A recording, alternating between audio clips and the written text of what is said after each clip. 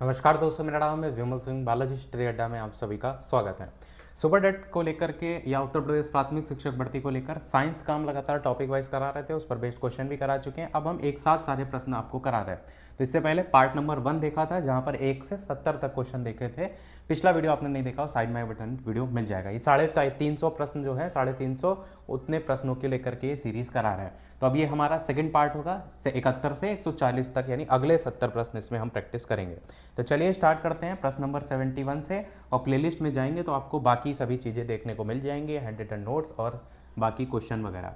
तो प्रश्न 71 है कि मानव शरीर में रक्त का थक्का बनाने के लिए कौन सा विटामिन आवश्यक है? बताइए, ए है, के है, डी है या सी है? कौन सा इनमें से सही होगा? जब भी रक्त का थक्का की बात होगी तो विटामिन के आपका जो है वो सही होगा। रक्त का थक्का बनाने में विटामिन के सबसे महत्वपूर्ण भूमिका निभाता है और इसकी कमी से रक्त स्राव नहीं रुकता है। जैसे ब्लड बहने, कट लग जाता है तो तुरंत ही वहाँ पर ब्लड क्लॉट हो जाता है, जिससे आपका रक्त बहना रुक हो जाता है। तो ये आपका विटामिन के वहाँ पर हेल्प करता है। अगला क्वेश्चन 72 है कि प्रकाश वर्ष इनमें से किसकी इकाई है? तो समय, दूरी, प्रकाश की तीव्रता या फिर द्रव्यमान, कौन सा इनमें से सही होगा? किसी ने कमेंट किया था कि साथ साथ में थोड़ा बहुत इसमें इंग्लिश भी जो है आपको देखने को मिलेगी, तो इसलिए आपको देख रहे हैं यहाँ पर आपके कमेंट के अकॉर्डिंग इंग्लिश भी हमने यहाँ पर ऐड कर दी है। आंसर की बात करते हैं तो आंसर दूरी हो जाएगा। प्रकाश वर्ष अंतरिक्ष में दूरी यानी डिस्टेंस मापने की इकाई है और एक वर्ष में प्रकाश द्वारा तय की गई दूरी को हम कहते हैं प्रकाश वर्ष। अगला क्वेश्चन आपका है 73 की ध्वनि की जो गति है वो सर्वाधिक किस माध्यम में होती है?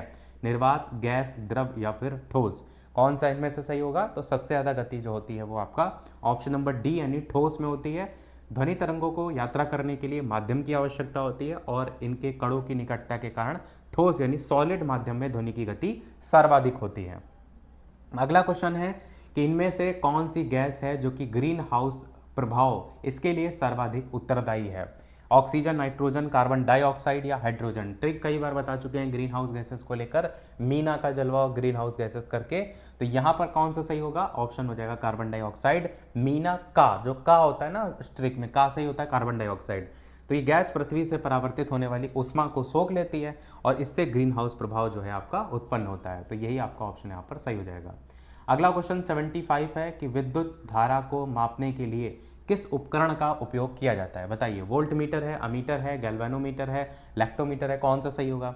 आंसर की बात करते हैं तो आपका ऑप्शन बी यहाँ पर यानी अमीटर जो है वो सही हो जाएगा। परिपथ में जो प्रवाहित होने वाली विद्युत धारा होती है ना, इसको मापने के लिए हम अमीटर का जो है वो उपयोग करते हैं। तो बस यही आपका यहाँ पर जो है वो सही हो जाएगा। अगला क्वेश्चन देखते हैं। अगला क्वेश्चन आपका है 76 की रक्त का जो पीएच वैल्यू होती है, पीएच मान होता है, वो कितना होता है? 6.4, 7.4, 8.4 या 5.4? अगर आपको पता है उसकी प्रकृति तो आपको अम्ल क्षार के आधार पर उससे भी आप उस रेंज तक पहुंच सकते हैं। आंसर हो जाएगा आपका 7.4। मानव रक्त कैसा होता है? हल्का क्षारीय होता है, यानी वैल्यू 7 के ऊपर होगी। इसका सामान्य पीएच वैल्यू 7.4 होता है।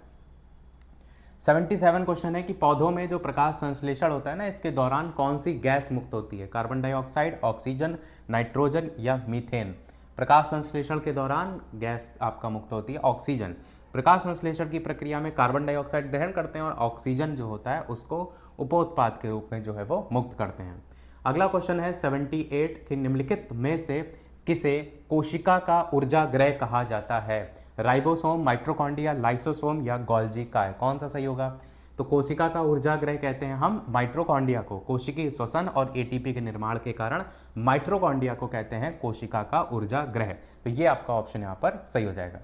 अगला क्वेश्चन आपका है 79 कि गुरुत्वाकर्षण बल का जो सिद्धांत है वो किसने प्रतिपादित किया था?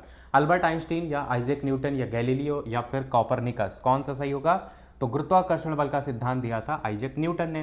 प्रसिद्ध वैज्ञानिक थे सर आइजैक न्यूटन, जिन्होंने वस्तुओं के गिरने और ग्रहों की गति का अध्ययन करके गुरुत्वाकर्षण बल का सिद्धांत जो है वो दिया था। अगला क्वेश्चन है 80 नंबर की जल का जो घनत्व होता है वो अधिकतम कौन से टेम्परेचर पर होता है? 0 डिग्री, 4 डिग्री, 100 डिग्री या -4 डिग्री सेल्सियस? बताइए कौन सा सही होगा? काफ़ी क्वेश्चन ये पूछा जाता है, तो आंसर हो जाएगा आपका ऑप्शन बी वाला 4 डिग्री सेल्सियस। जल का घनत्व जो होता है ना वो 4 डिग्री सेल्सियस पर अधिकतम होता है और इसी कारण सर्दियों में झीलों के नीचे का पानी देखते हैं आप कि वो नहीं जमता है। अगला है कि मानव पाचन तंत्र में पित्त रस का स्राव किस अंग से होता है? बताइए, अमाशय, अग्नाशय, यकृत या पित्ताशय? मानव पाचन में पित्त रस का स्राव किस अंग से होता है? आंसर हो जाएगा आपका यकृत से। यकृत यानी लीवर पित्त रस का निर्माण करता है और स्राव करता है, और ये वसा के पाचन में हेल्प करता है। आपको पूरी लिस्ट हम ऑलरेडी करा चुके हैं। अगला क्वेश्चन आपका है कि विद्युत बल्ब का जो फिलामेंट होता है वो किस धातु का बना होता है? तांबा, नाइक्रोम, टंगिस्टन या एल्यूमिनियम? कौन सा सही होगा? विद्युत बल्ब का फिलामेंट सभी को पता है टंगिस्टन का बना होता है, यही सही हो जाएगा। इसका गलनांक जो होता है बहुत हाई होता है, इसलिए इसका उपयोग बल्ब के फिलामेंट में जो है वो किया जाता है। अगला है क्वेश्चन कि प्रकाश संश्लेषण में कार्बन डाइऑक्साइड का स्थिरीकरण मुख्य रूप से कौन से चक्र में होता है? अच्छा क्वेश्चन है। क्रेब्स चक्र, केल्विन चक्र, ग्लाइकोलाइसिस या फिर ईटीएस? ये क्वेश्चन प्रैक्टिस का एक फायदा और ये भी है, जैसे कोई चीज़ें अगर छूट गए होंगे आपके टॉपिक वाइज में या टॉपिक वाइज के साथ जो क्वेश्चन करा रहे थे वो चीज़ें यहाँ कवर हो जाएंगी, क्योंकि यह जो क्वेश्चन है ना वो मिक्स फॉर्म है। इसमें आपको आसान क्वेश्चन भी देखने को मिलेंगे, कुछ लेवल वाले क्वेश्चन भी देखने को मिलेंगे। आंसर की बात करते हैं तो आंसर केल्विन चक्र सही होगा। प्रकाश संश्लेषण की अप्रकाशिक अभिक्रिया में कार्बन डाइऑक्साइड का स्थिरीकरण केल्विन चक्र जो है इसके माध्यम से होता है। अगला क्वेश्चन आपका है 84 की ओजोन परत वायुमंडल के किस स्तर में पाई जाती है? क्षोभ मंडल, समताप मंडल, मध्य मंडल, आयन मंडल? कौन सा सही होगा? ओजोन लेयर कहाँ पाई जाती है? ओजोन लेयर पाई जाती है समताप मंडल में। ओजोन परत वायुमंडल के समताप मंडल यानी स्ट्रेटोस्फेयर में पाई जाती है, जो कि पराबैंगनी किरणों से जो है वो बचाती है। अगला क्वेश्चन 85 है कि जो बल्ब का एसआई मात्रक होता है ना वो क्या होता है? पास्कल होता है, न्यूटन होता है, जूल होता है, वॉट होता है? कौन सा सही होगा? तो बल का एसआई मात्रक क्या होता है? बल का एसआई मात्रक होता है आपका न्यूटन। बल का अंतर्राष्ट्रीय मानक एसआई मात्रक न्यूटन होता है, और यही आपका यहाँ पर प्रश्न में पूछा गया था। अगला प्रश्न आपका है 86 की लोहे पर जंग लगना। ये आपसे पूछा गया है कि किस प्रकार का परिवर्तन है, बताइए। भौतिक परिवर्तन है, रासायनिक परिवर्तन है, दोनों है, या इनमें से कोई नहीं? तो आपको मैंने चित्र दिखाया था एक कील का, जहाँ पर जंग लगना रासायनिक परिवर्तन में जो है वो आता है, केमिकल चेंज है, क्योंकि इसमें लोहे का ऑक्साइड नया पदार्थ जो है वो बनता है। अगला क्वेश्चन बताइए। अगला क्वेश्चन है कि लेंस की जो क्षमता होती है ना इसका मात्रक क्या होता है? डायोप्टर होता है, वॉट होता है, ल्यूमेन होता है, कैंडला? काफ़ी क्वेश्चन जो है लेंस की क्षमता से जो है वो पूछा जाता है, तो बताइए इनमें से कौन सा जो है वो सही होगा? आंसर की बात करते हैं तो आंसर हो जाएगा आपका पहला ऑप्शन यानी कि डायोप्टर। किसी भी लेंस की फोकस दूरी के व्युत्क्रम को उसकी क्षमता कहते हैं और इसका मात्रक होता है आपका डायोप्टर। अगला क्वेश्चन देखते हैं 88 कि किस ग्रंथि को हम मानव शरीर की मास्टर ग्रंथि कहते हैं? Very very important question. Thyroid है, पीयूष ग्रंथि है, एड्रिनल है, या अग्नाशय है? कौन सा सही होगा? तो मास्टर ग्रंथि किसको कहते हैं? आंसर हो जाएगा आपका ऑप्शन बी यानी पीयूष ग्रंथि। पिट्यूटरी ग्लैंड को मास्टर ग्रंथि कहते हैं क्योंकि यह अन्य अंतःस्रावी ग्रंथियों के कार्यों को नियंत्रित करता है, तो पीयूष ग्रंथि को हम मास्टर ग्रंथि जो है वो कहते हैं। अगला क्वेश्चन आपका है 89 की रेफ्रिजरेटर में प्रशीतक के रूप में आमतौर पर किसका उपयोग जो है वो किया जाता है? बताइए। नाइट्रोजन है, अमोनिया या फ्रेऑन है, ऑक्सीजन है, हीलियम है? कौन सा सही होगा? रेफ्रिजरेटर में प्रशीतक के रूप में जो यूज़ होता है वो आपका अमोनिया या फ्रेऑन का यूज़ किया जाता है। रेफ्रिजरेटर में ठंडक उत्पन्न करने के लिए फ्रेऑन यानी CFC, जिसकी फुल फॉर्म होती है क्लोरोफ्लोरोकार्बन, या फिर अमोनिया का उपयोग प्रशीतक के रूप में जो है वो किया जाता है। तो आंसर आपका फ्रेऑन CFC जो है वो सही होगा। अगला क्वेश्चन 90 है कि विटामिन ए की कमी से कौन सा रोग होता है? रिकेट्स होता है, बेरी बेरी होता है? तो बी से बेरी बेरी होता है, ये तो आपको पता ही है, तो ऑप्शन कट जाएगा। ए से आपका रतौंधी होता है, यही पूछा गया था, यही आपका सही हो जाएगा। पहला जो प्रश्न पूछा गया था वो आपका सी रतौंधी हो जाएगा। विटामिन ए की कमी से आंखों की रोशनी प्रभावित होती है, जिससे नाइट ब्लाइंडनेस, जिसको हम कहते हैं रतौंधी, ये जो है वो हो जाता है। अगला क्वेश्चन नंबर 91 है कि सूर्य की जो ऊर्जा है इसका मुख्य स्रोत क्या होता है? नाभिकीय विखंडन होता है, नाभिकीय संलयन, रासायनिक प्रतिक्रिया, या गुरुत्वाकर्षण संकुचन? ये क्वेश्चन ऐसा है ना, विखंडन और संलयन में सबसे ज़्यादा लोग कंफ्यूज होते हैं, और यही क्वेश्चन आपको पेपर में देखने को मिलता है, तो इसमें ही गलती होती है। तो बताइए दोनों में से कौन सा सही होगा? जो भी वीडियो पर नए हो लाइक अवश्य करते रहिएगा वीडियो, अगर वीडियो अच्छा लग रहा है, चीज़ें समझ में आ रही हैं। आंसर हो जाएगा नाभिकीय संलयन। सूर्य में ऊर्जा का मुख्य कारण होता है हाइड्रोजन के समस्थानिक का नाभिकीय संलयन, न्यूक्लियर फ्यूजन। तो संलयन वर्ड याद रखिएगा। विखंडन मतलब तो टूटना होता है, तो विखंडन नहीं होता है, संलयन जो है वो होता है, और ये होकर के क्या बनता है? हीलियम जो है वो बनता है। अगला क्वेश्चन 92 है कि मनुष्य के कान में कुल कितनी हड्डियां जो है वो होती हैं? तो बताइए कितनी होती है? 3 3, 4 4? ये 4 4 का मतलब यहाँ पर समझ रहे, ये 3 जो लिखा है ये इंग्लिश टर्म के लिए लिखा है, रेड कलर है ना, तो ऐसा मत सोचिएगा कि 3 3 अलग अलग लिखा है। केवल एक ऑप्शन को एक ही बार पढ़ना है। तो जैसे अगर यहाँ 6 देख रहे हैं तो 6 मतलब है कि 6 आपके टोटल जोड़ी में होते हैं ना, 3 आपके एक कान में 3, 2 कान मतलब दोनों मिला करके तो टोटल 6, तो आंसर 6 होगा।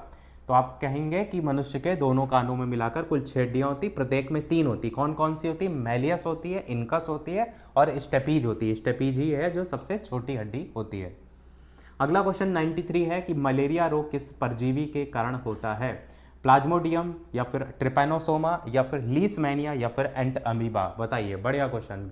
किस परजीवी के कारण होता है मलेरिया? तो आप सभी को पता है, आपका पहला ऑप्शन प्लाज्मोडियम सही होगा। मलेरिया एक परजीवी है, प्लाज्मोडियम के कारण होता है, जो कि किससे? मादा एनाफ्लीज मच्छर के द्वारा जो है वो फैलता है। अगला क्वेश्चन आपका 94 है कि ऑप्टिकल फाइबर ये किस सिद्धांत पर कार्य करता है? अपवर्तन, प्रकीर्णन, अपूर्ण आंतरिक परावर्तन या प्रकाश का व्यतिकरण? ऑप्टिकल फाइबर किस सिद्धांत पर काम करता है? आंसर हो जाएगा आपका सी वाला, पूर्ण आंतरिक परावर्तन। ऑप्टिकल फाइबर प्रकाशी तंतु पूर्ण आंतरिक परावर्तन, टोटल इंटरनल रिफ्लेक्शन के सिद्धांत पर कार्य करता है। तो यही आपका यहाँ पर सही हो जाएगा। अगला क्वेश्चन आपका है कि 95 अर्धचालकों में अशुद्धियों को लेकर के कि मिलाने की प्रक्रिया क्या कहलाती है? डोपिंग है, स्मेल्टिंग है, रोस्टिंग है या फिर प्यूरिफिकेशन है? अर्धचालकों में अशुद्धियां मिलाने की प्रक्रिया क्या कहलाती है? तो इसे हम डोपिंग कहते हैं। अर्धचालक जैसे सिलिकॉन है, इसकी चालकता बढ़ाने के लिए उसमें अशुद्धियां मिलाने को कहते हैं डोपिंग। तो आंसर आपका यहाँ पर डोपिंग जो है वो सही होगा। अगला क्वेश्चन 96 है कि वायुमंडल में नाइट्रोजन का जो परसेंटेज है वो लगभग कितना होता है? 21, 78, 0.03 या फिर 50%? कौन सा सही होगा? आंसर की बात करें तो नाइट्रोजन होता है 78%। पृथ्वी के वायुमंडल में सबसे अधिक मात्रा में नाइट्रोजन कितना होता है? लगभग 78%। तो ये तो क्वेश्चन किसी का गलत नहीं होगा। बर्फ का जो पिघलना है वो कौन सा परिवर्तन में आता है? रासायनिक, भौतिक, जैविक या इनमें से कोई नहीं? बर्फ का पिघलना किस में आएगा? क्योंकि बर्फ पिघल करके आपका द्रव में बदलेगी और द्रव को वापस से ठंडा करेंगे तो बर्फ में बदल जाएगा, यानी ये भौतिक परिवर्तन है, फिजिकल चेंज है। तो यही आपका भौतिक परिवर्तन सही हो जाएगा। इसमें पदार्थ का रासायनिक संगठन नहीं बदलता है। 98 क्वेश्चन आपका है कि इंसुलिन की खोज जो है वो किसने की थी? फ्लेमिंग थे या फिर बेटिंग और बेस्ट थे, लुई पास्चर थे या एडवर्ड जेनर थे? बताइए कौन सा सही होगा। इंसुलिन की खोज की बात करते हैं तो आंसर हो जाएगा आपका बी वाला ऑप्शन, यानी कि इंसुलिन की खोज जो है वो बेटिंग और बेस्ट ने की थी। मधुमेह के उपचार में उपयोगी जो है ये होता है। 99 नंबर प्रश्न है कि भूकंप की तीव्रता मापने वाला जो यंत्र है वो क्या कहलाता है? सिस्मोग्राफ, बैरोग्राफ, पॉलीग्राफ या फिर एनीमोमीटर? तो आंसर हो जाएगा पहला वाला, सिस्मोग्राफ। भूकंपीय तरंगों की तीव्रता को रिकॉर्ड करने के लिए सिस्मोग्राफ का यूज किया जाता है। अगला क्वेश्चन नंबर 100 है ECG। इसका जो प्रयोग है वो किस अंग की गतिविधि को दर्ज करने के लिए किया जाता है? ब्रेन है, हार्ट है, फेफड़े है या फिर गुर्दा है? तो आपको पता है हार्ट से रिलेटेड ECG होता है। ECG या इसको कहते हैं इलेक्ट्रोकार्डियोग्राम। इसका यूज किया जाता है हृदय की विद्युत गतिविधि की जांच करने के लिए। ऐसे ऐसे करके देखते हैं ना, लाइनें टाइप की होती हैं, वो आपको ECG में देखने को मिलती हैं। जैसे हार्ट में किसी के ब्लॉकेज वगैरह है, इस तरीके की चीज़ों को लेकर के पता लगाया जाता है। और अगर कोई प्रकार की दिक्कत है, ब्लॉकेज है, तो स्टेंट जो होता है वो एक तार टाइप का पतला वो डाला जाता है। अगला है मानव शरीर में जो लाल रक्त कणिकाएं हैं RBC, इसका निर्माण कहाँ होता है? यकृत में होता है, प्लीहा में होता है, अस्थिमज्जा में या फिर हृदय में? कुछ ऐसे क्वेश्चन होते हैं ना जिनमें आपके ऑप्शन आपको कंफ्यूजन वाले देखने को मिल सकते हैं। जैसे यहाँ पर आपको ऑप्शन में प्लीहा भी एक ऑप्शन कंफ्यूजन वाला है, एक अस्थिमज्जा वाला है। आंसर कौन सा सही होगा? अस्थिमज्जा सही होगा। वयस्क मानव में लाल रक्त कणिकाओं का निर्माण कहाँ होता है? बोन मैरो में होता है, अस्थिमज्जा में जो है वो होता है। 102 नंबर प्रश्न है कि प्रोटीन का जो पाचन होता है वो कहाँ से प्रारंभ होता है? प्रोटीन की बात हो रही है, मुख गुहा, ग्रास नली, अमाशय या छोटी आंत? तो प्रोटीन का जो पाचन होता है ना वो आपका अमाशय में होता है। कार्बोहाइड्रेट का पाचन मुख से शुरू होता है, जबकि प्रोटीन का आंशिक पाचन अमाशय यानी स्टमक में पेप्सिन एंजाइम के द्वारा शुरू होता है। सारे मैंने आपको एंजाइम जितने थे उनकी लिस्ट आपको ऑलरेडी करा दी थी। अगला क्वेश्चन 103 नंबर है कि मनुष्य की सबसे बड़ी ग्रंथि जो है इनमें से कौन सी है? अग्नाशय है, पीयूष है, यकृत है या थायराइड है? कौन सा सही होगा? मनुष्य की सबसे बड़ी ग्रंथि जो होती है वो यकृत होती है। मानव शरीर की सबसे बड़ी ग्रंथि यकृत यानी लीवर है, जो कि पित्त का निर्माण जो है वो करती है। तो आंसर यहाँ पर क्या हो जाएगा? यकृत जो है वो सही हो जाएगा। अगला क्वेश्चन नंबर 104 है कि रक्तचाप जो है उसको नियंत्रित करने वाली ग्रंथि कौन सी है? बताइए। ब्लड प्रेशर को कंट्रोल करती है, थायराइड करती है, एड्रिनल करती है, थाइमस करती है, पीनियल करती है? कौन सा सही होगा? रक्तचाप को नियंत्रित करती है एड्रिनल। एड्रिनल ग्रंथि जो है उससे निकलने वाले हार्मोन रक्तचाप को नियंत्रित करते हैं। अगला क्वेश्चन आपका है 105 की आनुवांशिकता के जनक किसे कहा जाता है? डार्विन है, लैमार्क हैं या फिर ग्रेगर मेंडल हैं या अरस्तु है? कौन सा सही होगा? आनुवांशिकी के जनक किसे कहते हैं? आंसर हो जाएगा ग्रेगर जॉन मेंडल। तो इन्होंने मटर के पौधों पर प्रयोग करके आनुवांशिक के संबंध में नियम जो है वो दिए थे। ग्रेगर जॉन मेंडल आपका यहाँ पर सही होगा। 106 नंबर प्रश्न है, नींबू में कौन सा अम्ल पाया जाता है? टार्टेरिक अम्ल, लैक्टिक अम्ल, साइट्रिक अम्ल या फिर आपका एसिटिक अम्ल। तो जितने भी आप ये खट्टे फल देखते हैं ना, उसमें आपको सभी को सिट्रिक एसिड देखने को मिलता है। अगर आपने देखा भी होगा तो आजकल जो डिओड्रेंट वगैरह आते हैं वो भी सिट्रिक नाम से आने लगे हैं। तो खट्टे फलों जैसे नींबू और संतरा में साइट्रिक एसिड आपका प्रचुर मात्रा में पाया जाता है। 107 नंबर प्रश्न है, खाने का जो सोडा होता है इसका रासायनिक नाम क्या है? Sodium carbonate, sodium bicarbonate, sodium chloride या सोडियम हाइड्रोक्साइड। तो मैंने आपको बताया था खाना बनाने का काम कौन करता है? बाई करती है, और बाई से आपको सोडियम बाइकार्बोनेट यहाँ पर याद हो जाएगा। खाने के सोडे का रासायनिक नाम है सोडियम बाइकार्बोनेट, फॉर्मूला होता है NaHCO3।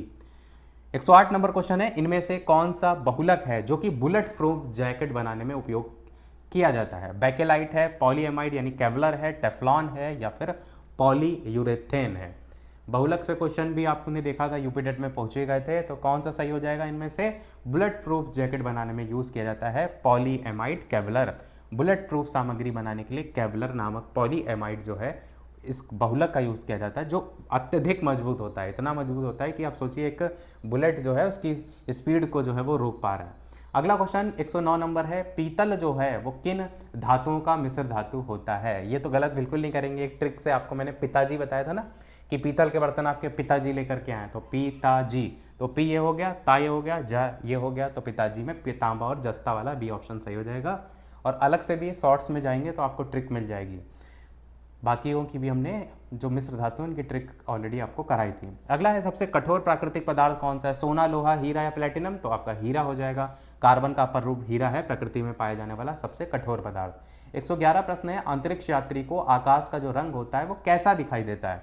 नीला, लाल, सफेद या काला। अंतरिक्ष यात्री अगर कोई है वहां से पृथ्वी को देख रहा होगा तो वहां पर कह रहा है अंतरिक्ष यात्री को आकाश का रंग कैसा दिखाई देगा? तो आंसर काला हो जाएगा। अंतरिक्ष में वायुमंडल की अनुपस्थिति होती है जिसके कारण प्रकाश का प्रकीर्णन नहीं होता है, जिससे आकाश जो होता है वो काला दिखाई देता है, क्योंकि वहां पर क्या है? वायुमंडल की अनुपस्थिति है। अगला क्वेश्चन है 112 नंबर की, विद्युत प्रतिरोध का मात्रक क्या होता है? ओम होता है, एम्पियर होता है, वोल्ट होता है, जूल होता है, कौन सा सही होगा? तो विद्युत प्रतिरोध की जब बात करेंगे तो ओम इसका मात्रक होता है। विद्युत धारा में के प्रवाह में उत्पन्न बाधा को प्रतिरोध कहते हैं और इसका मात्रक होता है आपका ओम। अगला क्वेश्चन है 113 नंबर की, ध्वनि तरंगे किस प्रकार की तरंगे होती हैं? अनुप्रस्थ तरंगे, अनुदैर्घ्य तरंगे, विद्युत चुंबकीय तरंगे या इनमें से कोई नहीं। ध्वनि तरंगे किस प्रकार की तरंगे होती हैं? इंपॉर्टेंट क्वेश्चन है, ये काफी पूछा जाता है।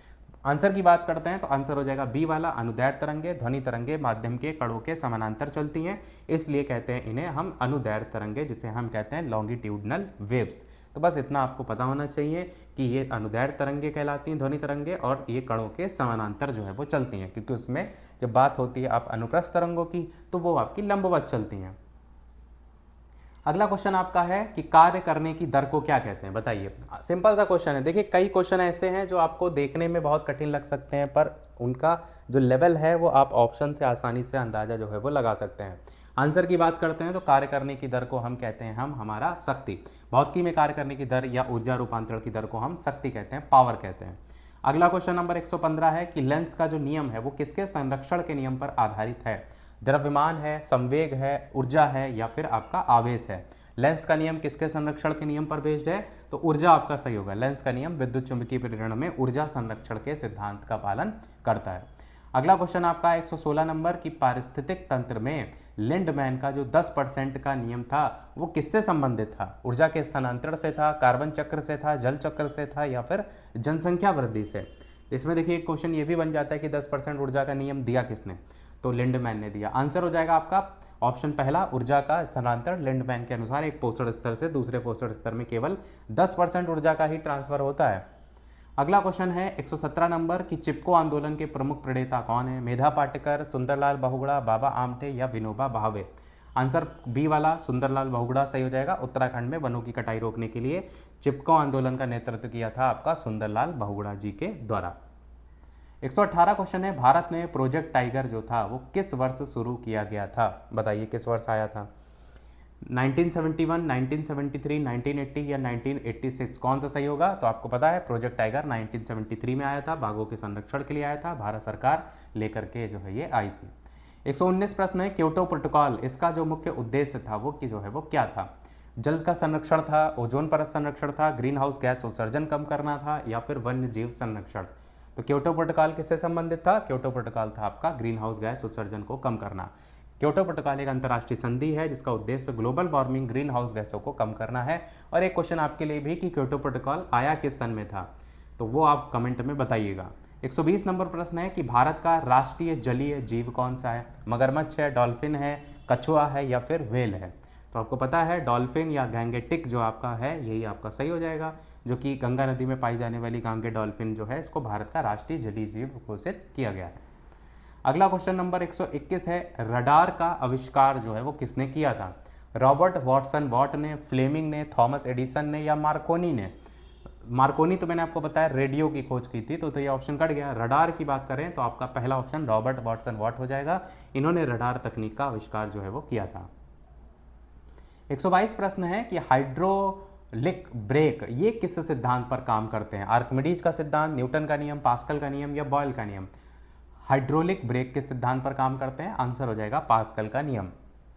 तरल जो पदार्थ होते हैं ना इनके दबाव से संबंधित पास्कल के नियम पर हाइड्रोलिक ब्रेक काम करते हैं। अगला क्वेश्चन 123 नंबर है कि प्रकाश का जो प्रकीर्णन होता है वो सबसे कम जो है वो किस रंग में होता है? बैंगनी, नीला, पीला, या लाल? क्या कह रहा है? सबसे कम आपसे जो है वो पूछा गया है। आंसर की बात करते हैं तो सबसे कम होता है लाल रंग में। लाल रंग की तरंगदैर्घ्य जो होती है वो सबसे ज़्यादा होती है, इसलिए इसका जो प्रकीर्णन होता है वो सबसे कम होता है। अपोजिट चलता है ना, आपको जो प्रिज्म है उससे 7 रंग जब गुजर रहे थे वो मैंने वहाँ पर चीज़ आपको बताई थी। 124 नंबर प्रश्न है, मानव शरीर में कुल कितनी मांसपेशियाँ होती हैं? 206, 300, 639, या फिर 500? अब यहाँ पर ध्यान दीजिए क्या पूछ रहा है? मसल्स पूछ रहा है, मांसपेशियाँ पूछ रहा है। तो जल्दी जल्दी में कई बार 206 लगा देते हैं लोग, जबकि 639 जो आप देख रहे हैं ये सही होगा। एक वयस्क मानव शरीर में लगभग 639 मांसपेशियां होती हैं। 206 क्या होती हैं? 206 हड्डियां होती हैं।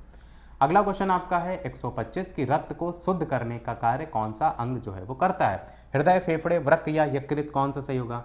तो रक्त को शुद्ध करने का काम कौन करेगा? वृक्क करेगा, जिसको हम कहेंगे किडनी। तो मानव शरीर में रक्त से हानिकारक अपशिष्टों को छान करके अलग करने का काम जो होता है वो किडनी करती है। इसीलिए तो कहा जाता है कि आपका ये जो किडनी होती है ना वो बहुत ज़्यादा इंपॉर्टेंट होती है। अब जैसे किसी प्रकार की किडनी में दिक्कत हो गई तो फिर अलग से डायलिसिस कराई जाती है। और डायलिसिस में क्या होता है?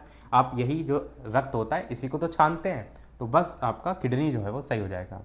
अगला क्वेश्चन नंबर 126 है कि जो साधारण नमक है इसका रासायनिक नाम क्या है? सोडियम बाइकार्बोनेट है, सोडियम क्लोराइड है, कैल्शियम कार्बोनेट है, या पोटेशियम क्लोराइड है? कौन सा सही होगा? बिल्कुल सोडियम क्लोराइड, NaCl होता है साधारण नमक का जो है वो नाम। तो NaCl आपका यहाँ पर सोडियम क्लोराइड सही होगा। 127 प्रश्न है, हंसाने वाली गैस जो है वो कौन सा है? इस क्वेश्चन में अगर आप देखेंगे तो ये जो शुरुआत के 2 ऑप्शन हैं नाइट्रस ऑक्साइड और नाइट्रिक ऑक्साइड, इनमें सबसे ज़्यादा लोग कंफ्यूज होते हैं। तो बताइए इनमें से कौन सा जो है वो सही होगा? जो क्वेश्चन थोड़े से सोचने वाले हैं ना उनमें हम पूरा आपको समय देते हैं, जैसे जो सरल है उसका आंसर हम तुरंत बता देते हैं। आंसर हो जाएगा आपका पहला नाइट्रस ऑक्साइड। यहाँ पर ध्यान रखिएगा क्या रहता है, जैसे नाइट्रस में रस टाइप का शब्द आ रहा है ना, ट्रिक इक में यहाँ पर देखिए तो ट्रिक आ रहा है, इसमें नहीं आ रहा है। रस वाला जो है, जब आप हंसते हैं तो हंसने का रस आता है ना, जिसको कहते हैं श्रृंगार रस, तो बस उससे थोड़ा सा श्रृंगार में हास्य रस आप समझ लीजिए, तो बस नाइट्रस वर्ड याद रखिएगा कि हास्य रस से थोड़ा सा जोड़कर। तो नाइट्रस ऑक्साइड जो है इसको आमतौर पर हंसाने वाली गैस कहा जाता है। इसका फॉर्मूला होता है N2O, 2 जो है वो नीचे रहता है। अगला क्वेश्चन आपका है 128 नंबर की भोपाल गैस त्रासदी में किस गैस का रिसाव हुआ था? मिथाइल आइसोसाइनेट, या फिर कार्बन मोनोऑक्साइड, सल्फर डाइऑक्साइड, या मीथेन? तो ऑप्शन पहला मिथाइल आइसोसाइनेट सही हो जाएगा। 1984 में हुआ था भोपाल गैस त्रासदी, मिथाइल आइसोसाइनेट MIC नामक विषैली गैस का रिसाव हुआ था। रेबीज के टीके की खोज जो है वो किसके द्वारा की गई थी? एडवर्ड जेनर थे, लुई पास्चर थे, अलेक्जेंडर फ्लेमिंग थे, रॉबर्ट कोच थे? कौन सा सही होगा? तो रेबीज के टीके की खोज लुई पास्चर ने की थी। कुत्ते के काटने से होने वाले रेबीज के लिए टीके का विकास जो किया था वो लुई पास्चर ने जो है वो किया था। 130 नंबर क्वेश्चन है आपका कि कोशिका की खोज किसने की थी? बताइए, रॉबर्ट हुक ने, रॉबर्ट ब्राउन ने, स्लाइडन ने, या स्वान ने? कौन सा सही होगा? कोशिका की खोज किसने की थी? कोशिका की खोज रॉबर्ट हुक ने की थी। 1665 में रॉबर्ट हुक ने कार की पतली काट में कोशिका की खोज जो है वो की थी। अगला क्वेश्चन नंबर 131 है, BCG का जो टीका होता है वो किस रोग से बचाव के लिए लगाया जाता है? बताइए, अच्छा क्वेश्चन है ये भी। पोलियो, चेचक, क्षय रोग, या टेटनस? जो भी चैनल पर नए हो सब्सक्राइब जरूर कर लीजिएगा, क्योंकि लगातार वीडियो तो हम करा ही रहे हैं, आगे आए जो भी वीडियो आप तक पहुंचते रहें। सब्सक्राइब के साथ नोटिफिकेशन बेल ऑन अवश्य कर लीजिएगा ताकि नोटिफिकेशन आपको अवश्य पहुंचते रहें। आंसर की बात करते हैं, आंसर हो जाएगा क्षय रोग यानी सी वाला, ट्यूबरकुलोसिस या टीबी हम कहेंगे। तो बीसीजी का टीका मुख्य रूप से क्षय रोग ट्यूबरकुलोसिस से बचाव के लिए लगाया जाता है। खांसी दे में देखते हैं आप टीवी में जो है वो आने लगती है। मानव आंख का कौन सा भाग दान किया जाता है? बहुत लंबे समय तक जब खांसी आ रही होती है ना तो वो टीवी बन जाता है। तो मानव आंख का कौन सा भाग दान किया जाता है? रेटिना, कॉर्निया, आइरिस या लेंस? कौन सा सही होगा बताइए। आंसर की बात करते हैं तो आंसर आपका बी यानी कॉर्निया हो जाएगा। नेत्रदान में दानदाता की आंख का कॉर्निया वाला भाग प्रत्यारोपित किया जाता है। कई लोग रेटिना टिक कर देते हैं, इसको भी थोड़ा सा जोड़ जाड़ के याद कर लीजिएगा कि आपका कार्निया जो है वो सही होगा। अगला है 133 नंबर प्रश्न है, विटामिन डी का रासायनिक नाम क्या है? रेटिनॉल, एस्कॉर्बिक एसिड, कैल्सीफेरॉल या फिर टोकोफेरॉल? इसकी ट्रिक है ना रथ एक टॉफी करके, उससे आप याद रख सकते हैं। आंसर हो जाएगा कैल्सीफेरॉल। तो कैल्सीफेरॉल हड्डियों को मजबूत बनाने वाले विटामिन डी का रासायनिक नाम है।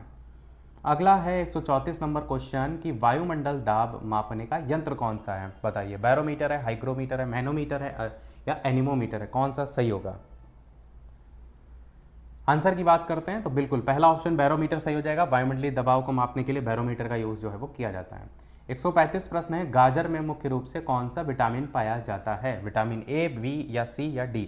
कहते हैं ना कि आंखों के लिए अच्छा क्या होता है? विटामिन ए होता है और गाजर उसका मुख्य स्रोत है। आंसर यहाँ पर पहला विटामिन ए हो जाएगा। गाजर विटामिन ए का बहुत अच्छा स्रोत है, आंखों के लिए लाभकारी होता है।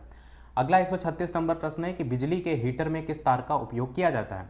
टंगिस्टन होता है, नाइक्रोम होता है, कॉपर होता है या आयरन होता है? क्या कह रहा है? बिजली के हीटर में, जो हीटर होते हैं ना सर्दियों में जो यूज़ करते हैं वो भी, और बहुत लोग खाना बनाने के लिए भी यूज़ करते हैं, तो नाइक्रोम के वायर होते हैं। बिजली के हीटर में नाइक्रोम के तार का उपयोग किया जाता है क्योंकि इसका जो प्रतिरोध है और जो गलनांक होता है वो बहुत उच्च होता है।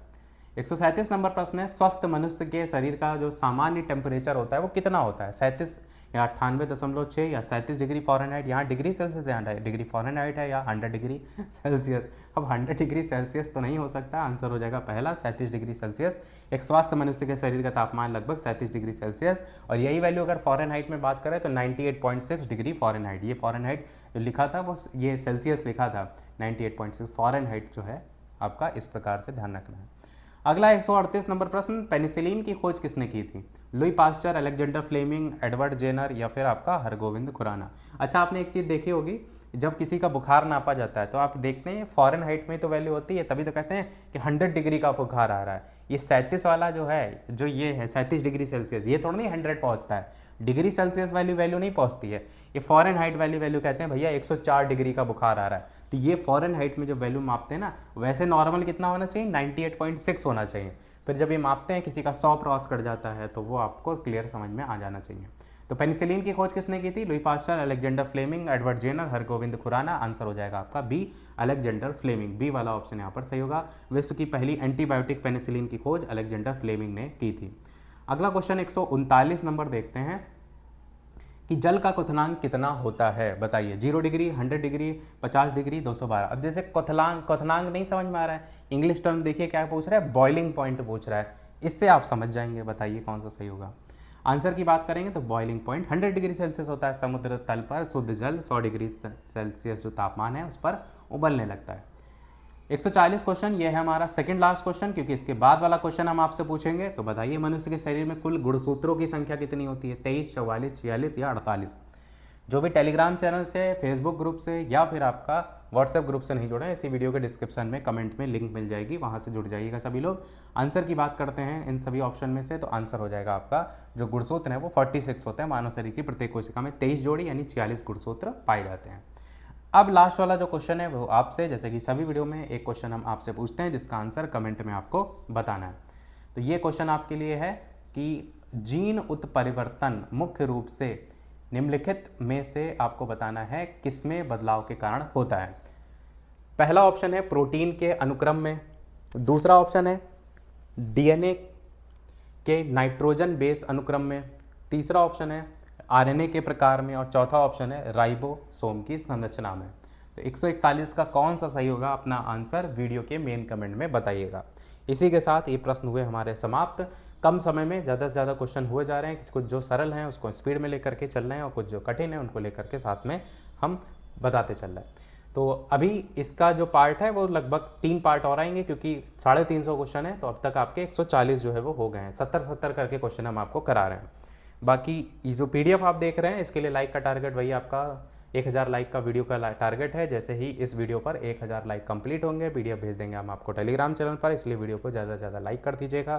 कोई प्रश्न हो तो अवश्य बताइएगा, वीडियो कैसा लगा तो अवश्य कमेंट में लिख दीजिएगा अच्छा सा, ताकि हमें मोटिवेशन मिलता रहे। तो अभी के वीडियो में फिर इतना ही रखते हैं, मिलते हैं अगले वीडियो में, तब तक के लिए सभी को नमस्कार, जय हिंद।